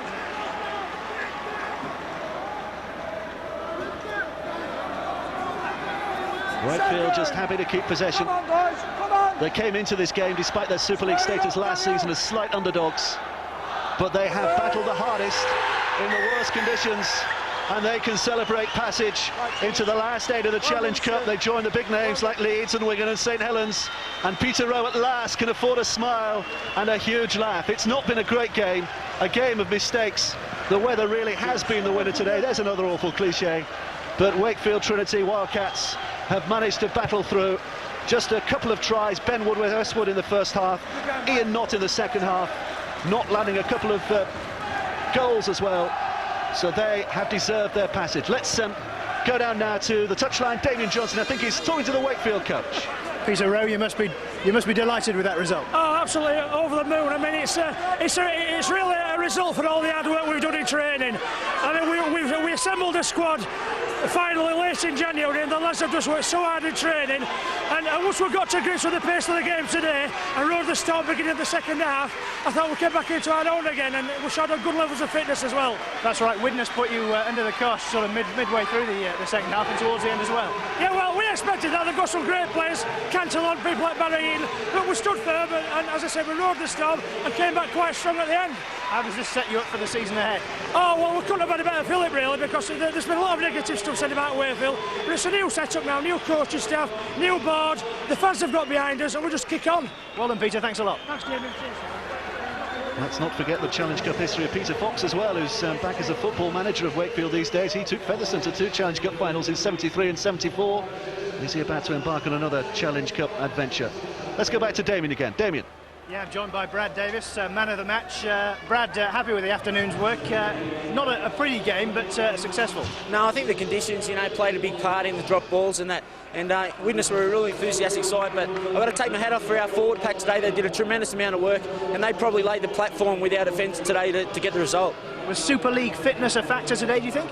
I don't know about Super League fitness to be the factor, but I just think, we probably controlled the ball just that little touch better than Widnes, and that, it was a close game, 12-4, so that's why we got the spoils today. And Ben Westwood took his try well. Yeah, he took his try well. We work on those things in training, and I predict big things for Ben for this season, and I think he can go all the way.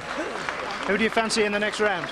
Oh, I don't know, probably Leeds or St Helens, but no, I don't know. We'll just wait for the draw, and whoever will get the next round, I'm sure, we'll give another positive spirited performance. It meant a lot today, didn't it, to those Wakefield players, because everyone expected them to do badly this season. Yeah, I think everyone's written us off for the whole season, and that just spurs us on to try. We know we're not the best players in the league, but what we have got is 100% commitment and 100% determination, and we're going to take that in, week out in Super League. Thanks, Brad. Ian Knott's also with us. Ian, a hard afternoon's work, but you must be delighted. Yeah, I'm very happy. The boys, we've been out there with a plan, and we stuck to it today. They came back hard, didn't they? They did do, yeah, but we knew if we stuck to our guns that we could tough it out. Just talk us through your own try. Oh, I can't remember much of it. I think Nat gave us a ball, and at half time, Robbie just said to me, get the ball, just take them on, so I just did that and just went over. We've got the draw live on Grandstand this afternoon at 5:20. Who do you fancy? Oh, anyone at home, we're confident in our own ability, so we'll bring anyone on. You're due a home tie, aren't you? We are, yeah. We've not had a game in the home friendly or anything this year, so... Little bit of celebration tonight? Yeah, I think so, yeah. Thanks, Ian. Cheers. Well, they'll find out their opponents in about 35 minutes' time. They'll draw live at 5:20 for the quarter-finals of this Challenge Cup. They're in the draw. Dennis bets they'll be a hard team to beat. It wasn't pretty, but they played with a great deal of resolve. Yeah, great resilience. They stuck to the task. It livened up in the second half. It became a little bit more desperate, but Wakefield controlled the game. They controlled the ball. They got good field position. They weren't trying to be too flash. They were just bringing the ball out of trouble, keeping the ball in play with good quality kicks, and just played nice and basic and let Widnes break their own back, really. They just made mistake after mistake. They had chances to break on the edge. They dropped ball, and I think Neil Kelly will be a very disappointed man at the moment, because they had chances to get over the line and just blew it. Yeah, Widnes will look back on this with a great deal of disappointment, won't they? Yeah, I think Dennis was saying they were getting into a good field position for that last couple of tackles when they had to, put a bit of space and pace onto the ball. Nothing happened, and they attacked and Wakefield defence worked overtime. They just soaked everything up, and then they broke in the last couple of minutes and stole the try that sealed the game for them. But 15 minutes into the second half, at long last, Widnes stuck a move together, and it was a good one. It deserved a try. Yeah, it was a good move, and what happens is, as the ball comes out, there's really nothing on. They've numbered up extremely well, and the ball comes out. As it comes out, it's if we just stop it there, Tassel has got to make the tackle on Hughes. He doesn't make the tackles, which Sovatabua comes in. He's got to make the tackle, which allows the winger then to go up the touchline if you run it on. And that's it. Look, he goes in. Sovatabua comes in. Whack, and he's away. If we stop it there once again, Cantillon's on his way. He's just going to go up and chase on the inside, run it on, and he creates the inside player. It's a lovely, lovely run, easy, give and take, takes him out, and Cantillon just does what he does best and runs it in. Tries to get near the posts, but unfortunately, Adam Hughes, for some reason, missed the conversion. That was a very, very, big miss for them. Yes, it suddenly looked good for Widnes. They were suddenly set back by that misconversion, and they weren't able to pin down the victory. It's Wakefield who go through. Disappointed Widnes coach is Neil Kelly, and he's talking to Damien Hughes now. Neil, not the result you wanted today. No, not the result that we wanted. Obviously disappointed, especially losing at home. But we'll have to pick ourselves up. It's early doors as far as the season's concerned, and there's still a lot to build for. What lessons will you take from that game? Well, I just think we're going to look at the way that we've played. You know, I think we've paid the price for the lack of an effective kicking game, and Wakefield have given us a lesson in that, and maybe just panicked a little bit too much around the halfway line. It wasn't a great spectacle, and handling was difficult out there, wasn't it? Yeah, I mean, it's been a bad weekend weather-wise, and both sides have done the best, but with the best will in the world, there's going to be some errors in there. Some hard work to do on the training pitch before the start of the season? Yeah, well, we've a big game next week, the first game in Super League, so we're going to have to do a lot of hard work this week. Thanks, Neil. Good of us to talk to you. Damien Johnson with Neil Kelly. And was the kicking the worst department of the Widnes game today? Undoubtedly. They missed conversions that would have put them in the lead. They missed conversions from tries, and they just was very, very poor. They kicked the ball out. They kicked the ball to players, and Wakefield did a good job. They put players in position where they could catch the ball and get themselves out of trouble, and it was something that they'll have to work very hard on this week. If they're going to go and play St Helens, or they're playing St Helens here on Friday night, a kicking game is something that is paramount in today's game. Absolutely. You've got to have it, or you're going to pay the price. And the ability to play through for 80 minutes. It was, what, 5 minutes from time that Wakefield came in with what was to be the try that broke their backs. Just, you know, the dummy runner sucks the defence in, and he creates all overlap. Not he just, you know, throws the dummy. If you see, watch it, ball comes out, two dummy runners, 1, 2, just holds the defence and creates the overlap. The centre has got to make a decision. By the time he makes a decision, you know, it's too late, and Ian Knott is just sealed. And then the important kick, and it was an important one, wasn't it? Yeah, to take him clear, 2 tries, and he just nails it. You know, you'd have put your money on him kicking that after, you know, scoring the try. So, but it was hard work, and they threw next round. And if only Widnes had done that through the rest of the match. A quick word about Super League prospects for both these sides. They're going to have to fight hard, and I think Wakefield showed today that being in Super League is about a bit of grit and a bit of determination when your back's against the wall. Yeah. They stuck at the task a lot better than Widnes did, and they got the result when nobody expected them to. Well, even at this early stage, Widnes can now concentrate on the Super League because they're out of the Challenge Cup. Thanks very much indeed, Dennis, and indeed, Jonathan. Let's check on those other fifth-round results, the matches that have been taking place today, with a reminder that the draw takes place in about half an hour from now. Doncaster have beaten Villeneuve by 24 points to 16. Lee 26, Whitehaven 23. London 6, Castleford 19. And as we've been seeing, Widnes 4, Wakefield 12. And Workington 12, Halifax 32. And also through Wigan, St Helens and Leeds, they all go into the quarter-final draw. We'll see that later. This is what's happening in the football. Still playing at the Millennium Stadium in the Worthington Cup final, but Blackburn Rovers ahead. Andy Cole, the man who put them ahead, by 2 goals to 1 against Tottenham Hotspur. Goalless in the Premiership still at Elland Road. Leeds win their way through to the quarter-final of the Kellogg's Nutri-Grain Challenge Cup, and we're about to see the quarter-final draw in a few minutes' time. That result here at Widnes today, much to the disappointment of many people here in this room. But Wakefield, they're through, and they did just about enough this afternoon. Come on! Well done! Just signs here at the moment that things are beginning to tick for both sides. That's a good kick as well. Oh, and it's taken well by Westwood, who will score. Carter's ball. A little shrug off by Hughes, and he's got his winger away. Here's Percival now. It has support as well. It's simply the pass, and Cantillon will race away. It is the most enterprising moment we've seen of the game. It is certainly the highlight of the match so far, and it puts Widnes right back in contention. Yard away. 1 tackle to come. Back to Nathan Wood. Sweeps it left. It's a drive and it's a score! And Ian Knott has surely taken his side into the last 8 of the Challenge Cup. Widnes was stretched, Wakefield plunged over, and they lead by a decisive margin now. And they eventually went through to the quarter-final draw.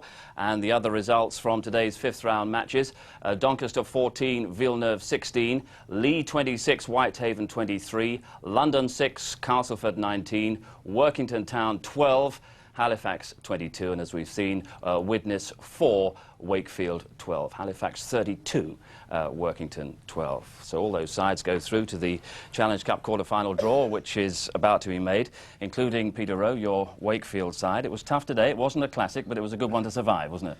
It was indeed, and I thought a great result really for that. All the hard work we've put in training, and a great team spirit there. And nice to have Ian Knott, who was released from Warrington, and scored basically the winning try, then kicked the winning goal. Yeah. What does it exactly mean to the club to be getting through to this stage of the Challenge Cup? I would suggest everything, really. I mean, the club's been restructured and everything's new there now, basically. A lot of new players.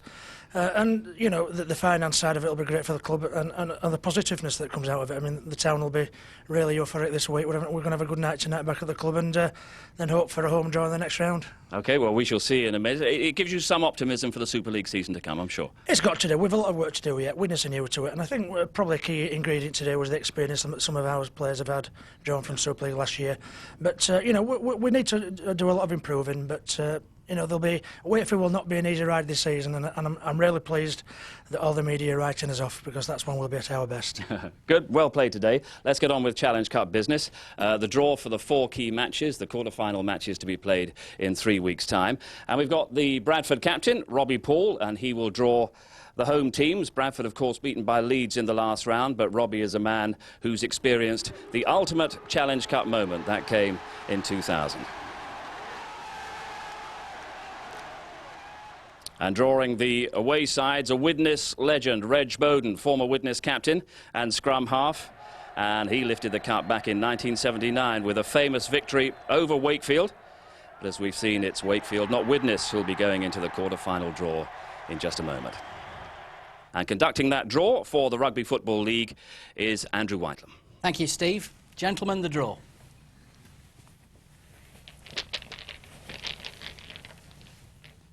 Number 15. Lee Centurions. Number 30. Will play Wigan Warriors. Lee Centurions will play Wigan Warriors. Number 14. Leeds Rhinos. Number 26. Will play Wakefield Trinity Wildcats. Leeds Rhinos will play Wakefield Trinity Wildcats. Number 4. Castleford Tigers.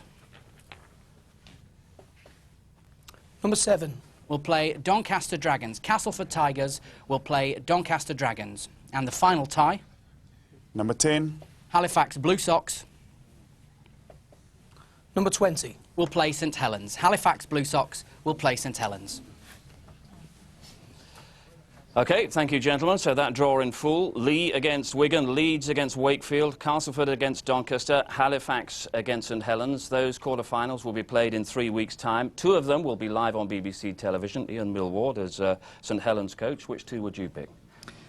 Well, I think you should put St Helens on, because we played great on telly, and we're good to watch on television. And against Halifax, it'll be a very hard game up there with 2 Super League teams. But there's a fair bit of emotion in some of the other games, isn't it? A local derby, Lee and Wigan. You know, I mean, that'd be a great game for Lee to show their wares, and a little bit of animosity between the 2 neighbouring towns.